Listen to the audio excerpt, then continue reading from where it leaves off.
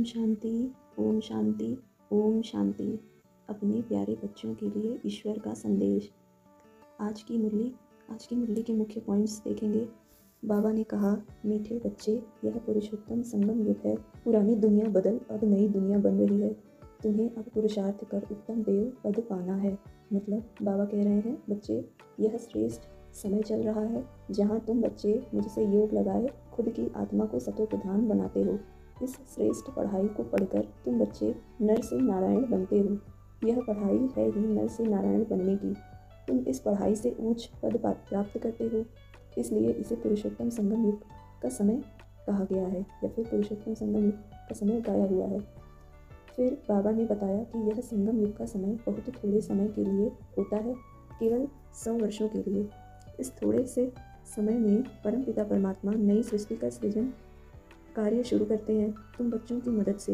बाबा कह रहे हैं कि मैं इस पुरानी दुनिया, इस पतित दुनिया में आता हूँ तो साधारण मनुष्य तन ही लूँगा, क्योंकि मैं इस जन्म मरण के चक्र में नहीं आता हूँ।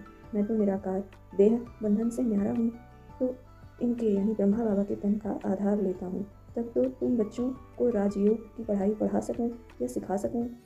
यह यानी ब्रह्मा बाबा भी तुम्हारी तरह ब्राह्मण हैं। तुम बच्चे भी ब्राह्मण मुख वंशावली हो, यानी ब्राह्मण परिवार हो। यही ब्रह्मा बाबा इस उच्च पढ़ाई को पढ़कर सतयुग में जाकर विश्व महाराजन श्री नारायण बनते हैं। आगे बाबा ने बताया है कि किस बात का ध्यान सर्विसेबल बच्चे हमेशा रखते हैं। फिर बाबा ने बताया, सर्विसेबल बच्चों को हमेशा इस बात का फुर्ना लगा रहता है कि क्या मैं अच्छी सर्विस करता हूँ, क्या युक्ति अपनाई जाए जिससे यह अलौकिक ज्ञान अन्य आत्माओं तक पहुँचे तथा बहुतों को आप समान बनाया जा सके।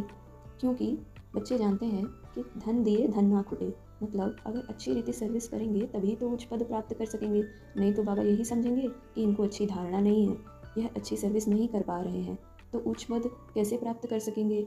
इसलिए बाबा कहते हैं कि अच्छी पॉइंट्स नोट करो, रोज़ फिर उन टॉपिक्स पर मुरली मंथन करो। फिर बाबा ने कहा कि तुम बच्चे कहीं ट्रेन यात्रा भी कर रहे हो तो वहाँ भी सर्विस कर सकते हो, वहाँ भी बहुतों का कल्याण करो। आज बाबा ने अपने बच्चों को इनकॉग्निटिव वॉरियर्स कहा है, क्योंकि तुम बच्चे ही आकर इस ज्ञान को गुप्त रीति समझते हो। क्योंकि बाबा ने पहले ही बताया है कि सभी इस पढ़ाई को नहीं समझ सकते, ना ही सब उठाएंगे इस पढ़ाई को। जिन्होंने कल्प पहले इस पढ़ाई को पढ़ा होगा वह ही वापस इस ज्ञान को पढ़ेंगे। मनुष्य आत्माओं को लगता है कि अभी कलयुग की आयु 40,000 वर्षों की पड़ी हुई है, कलयुग अभी अजून बच्चा है, कितने अंधकार में है। लेकिन तुम बच्चे गुप्त रीति इस पढ़ाई को पढ़कर ऊंच पद प्राप्त कर लेते हो, तो हुए ना गुप्त वॉरियर्स। गुप्त रूप से धारणा कर इस पुरानी दुनिया को नई दुनिया में परिवर्तित कर देते हो। फिर बाबा ने आज कहा है कि बच्चे देखना, दिन प्रतिदिन तुम्हारी सर्विस बढ़ती जाएगी, ढेर के ढेर आएंगे तुम्हारे पास समझने इस ज्ञान को।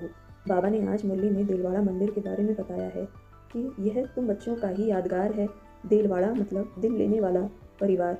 आप बच्चे भी ब्राह्मण परिवार ही तो हो ना, आपस में महावीर महावीरियाँ, और आपकी औलाद तो आबू पर्वत पर बसने वाला यह सौभाग्यशाली मधुबन सबसे बड़ा तीर्थ हुआ। काशी यानी बनारस से भी ऊंच तीर्थ स्थल है यह मधुबन। तो मूल बात बाबा आज की मुरली में यही कह रहे हैं कि बच्चे, आप पूरे दिल से सर्विस करो। इसके लिए आप बच्चे बहाना नहीं कर सकते हो, किसी बात की फिक्र नहीं करनी है। यह यज्ञ को शिव बाबा ने रचा है, इसलिए किसी भी बात के लिए परेशान नहीं होना है। जो होगा बहुत अच्छा होगा, बहुत कल्याणकारी होगा। बस एक बात की याद में रहना है। आज बाबा 3 प्रकार की बिंदु लगाने की बात कर रहे हैं। वह तीनों बिंदु इस प्रकार हैं।